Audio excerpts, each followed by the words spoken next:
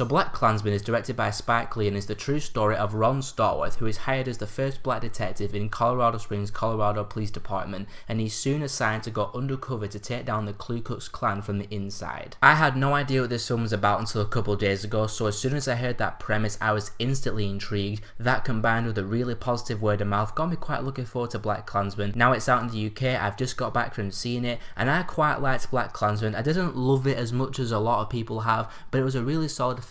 I was very surprised at how comedic this film was. It was kind of like Three Billboards, where it has a serious subject at its core, but it manages to find the levity amongst the seriousness of the drama. And like Three Billboards, the film completely nails the comedic time, and it's quite funny sometimes actually. It's always nice to find a film that has a serious subject matter but still find the comedy and the levity amongst the seriousness, and BlacKkKlansman does that like a champ. The thing that drove this film for me was the true story that it told, because I had no idea that it was a true story, so when I heard it I was like, wait, that actually happened? I gotta see what this is all about. And it's an interesting enough story to drive the film along about a black guy infiltrating the KKK, even though it's actually Adam Driver infiltrating the KKK under the black guy's name, but it was still interesting enough to justify a feature film about this true story. About halfway, maybe 2/3 into the way of this film, it started to drag a little bit for me, and I really started to feel the runtime, and nothing super interesting was happening in the story. So there is that part that slowed down for me. It wasn't as interesting as the build up to that part and the parts after it where it all comes to a conclusion. And also I didn't really find myself getting like super invested into the story of this film,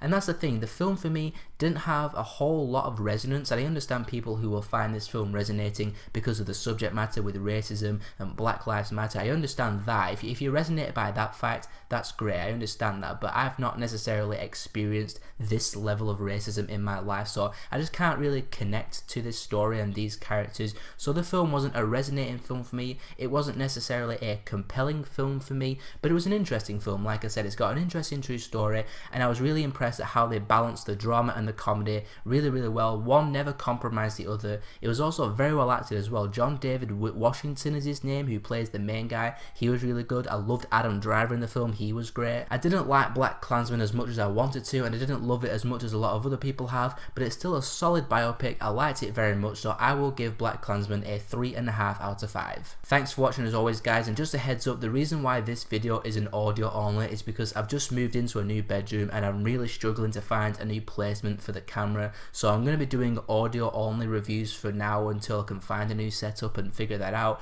But in the meantime, tell me in the comments what you thought of BlacKkKlansman, and if you want to see more of my stuff, click on one of these things in a second, and I'll see you all next time.